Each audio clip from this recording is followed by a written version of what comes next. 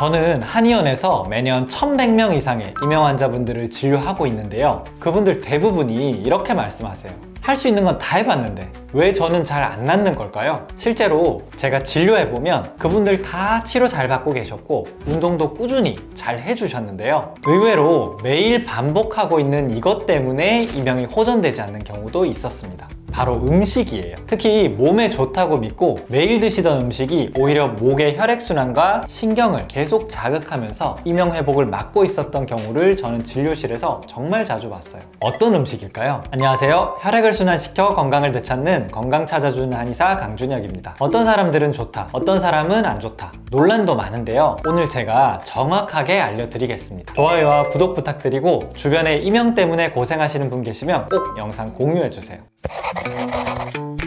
원장님, 진짜로 임형을 악화시키는 음식이 있을까요? 네, 있습니다. 다만 이 부분에서 꼭 짚고 가야 할 게 하나 있어요. 임형에 안 좋은 음식이라는 게 귀를 직접 망가뜨리는 독 같은 음식이 있다는 뜻은 아니에요. 제가 1년에 최소 1100명 이상의 임형 환자분들을 진료하다 보니까 치료는 성실하게 잘 받고 계신데 유독 회복이 더딘 분들이 계세요. 그런 분들은 대부분 매일 반복되는 생활 요소 하나가 발목을 잡고 있는 경우가 많아요. 그 중에서 가장 흔한 게 바로 음식이에요. 별 생각 없이 먹던 음식들이 오히려 목 주변 혈류를 방해하고 신경을 계속 자극하면서 임형이 가라앉지 못하게 만드는 경우를 정말 자주 봐요. 그래서 저도 느낌상 그런가 보다가 아니라 논문이랑 문헌을 찾아보면서 왜 이런 현상이 생기는지 계속 확인해 봐요. 이 부분은 분명히 의학적인 근거가 있는 영역이더라고요. 다만 여기서 혼란스러운 지점이 하나 있죠. 어디서는 좋다 그러고 어디서는 안 좋다 그러고 도대체 뭐가 맞는 거냐. 맞아요. 임형과 음식은 사람에 따라서 반응이 다른 영역이기 때문에 무조건적인 정답이 있는 건 아니에요. 그래서 오늘은 제가 실제 진료실에서 환자분들께 가장 먼저 설명드리는 방식 그대로 임형일 때 특히 조심해야 할 음식을 경험과 의학적 근거를 바탕으로 정리해서 설명드리겠습니다. 음식은 다 사람마다 좀 다르긴 하겠지만 원장님 기준에서 임형일 때 특히 조심해야 될 음식 4가지만 뽑아주실 수 있으실까요? 4가지요. 먼저 가장 많이 해당되는 건 카페인이에요.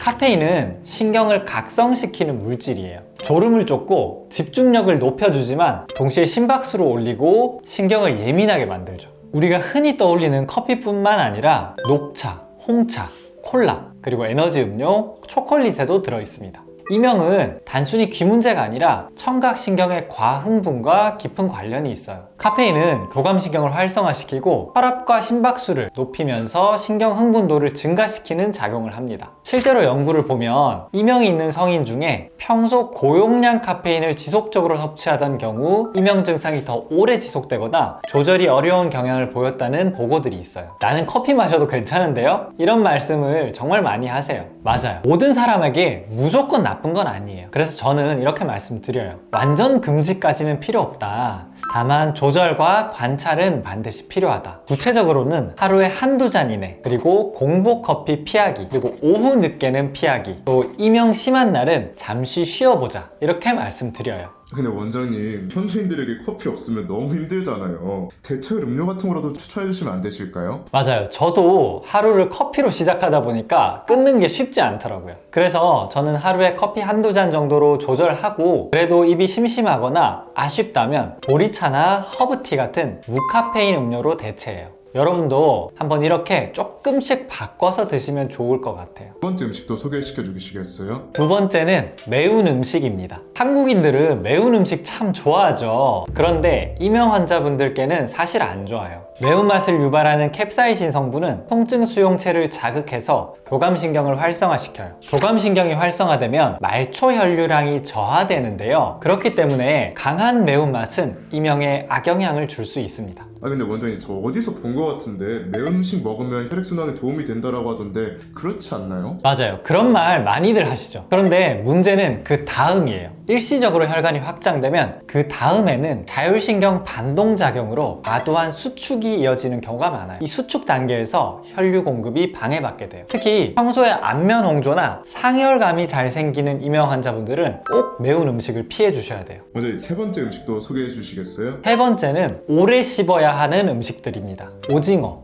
육포, 젤리처럼 질기거나 씹는 시간이 긴 음식들, 이런 음식들은 턱관절과 측두근 그리고 목 근육의 긴장을 지속적으로 유발해요. 턱관절과 귀는 해부학적으로 굉장히 가까워서 턱의 긴장이 귀 주변 근육, 신경, 이명으로 바로 이어지는 경우가 많아요. 특히 턱에 힘을 주면 이명이 커지는 분, 하품할 때 귀에서 소리가 나는 분, 이런 분들은 반드시 조절이 필요합니다. 오래 씹어야 하는 음식은 위에 나왔던 매운 음식이나 아니 카페인 같은 신경성 이명과 다른 건가요? 턱관절로 인한 이명도 사실 신경성 이명에 영향을 주는 거예요. 턱관절의 근육 그리고 턱관절 주변 목 근육의 긴장이 우리 뇌로 전달되는 과정에서 청각신경으로 혼선을 빚는 거예요. 이거를 체성신경성 이명이라고 하는데 말 그대로 체성, 몸의 신경이 이명으로 오해가 된다. 그래서 이제 턱관절 근육의 긴장이 이명을 키울 수 있는 거예요. 네 번째는 김미역이에요. 제가 딴 거는 다 이해가 되는데 이 해조류는 진짜 의외거든요. 해조류는 이명뿐만 아니라 몸에 되게 좋은 음식 아닌가요? 맞아요. 이건 많은 분들이 의외라고 느끼시는 부분인데요. 김미역 자체가 나쁜 음식은 아니에요. 문제는 불리지 않고 생으로 자주 먹는 경우입니다. 특히 김은 가공 과정과 보관 상태에 따라서 중금속이나 요오드 섭취량이 과해질 수가 있고, 이게 일부 사람에게서는 신경 자극이나 이명 악화로 이어지는 경우를 많이 봅니다. 그래서 저는 이런 해조류는 충분히 물에 불리고 물은 버린 뒤에 깨끗이 씻어서 조리하시라고 권하고 있어요. 이렇게 물에 불린 뒤에 물을 버리기만 해도 요오드가 많이 제거되거든요. 아, 그럼 김이나 미역이 문제가 아니라 이 안에 들어있는 중금속이 문제였다는 거네요. 그렇죠. 실제로 이 중금속이 이명에 좀 악영향을 주는 편인가요? 맞아요. 이명뿐만 아니라 중금속은 전신신경계통 자체에 악영향을 주기 때문에 꼭 이명이 없으시더라도 김미역은 물에 불린 뒤에 드시는 게 좋아요. 지금 다 소개시켜준 음식이 물론 이명에도 안 좋지만 전체적으로 몸에 안 좋은 음식들이 좀 나열이 되는 것 같은데 맞을까요? 맞아요. 그 중에서도 신경계통에 영향을 주고 또 말초 혈류에 영향을 주는 음식들을 소개드리고 있어요. 이명과 정말 음식이 좀 밀접한 관계가 돼 있다고 생각하세요? 그럼요. 왜냐면 치료라는 과정은 사실 되게 짧은 부분이거든요. 저희가 보통 이명 환자분들이 일주일에 2번씩 오시는데 되게 짧은 시간이에요. 근데 먹고 마시는 거, 이런 것들은 계속 하루 종일 반복되는 과정이잖아요. 그리고 하루 만에 끝나는 것도 아니고 하루, 그리고 한 달, 1년 이렇게 오랜 시간 누적이 일어나는 부분이기 때문에 당연히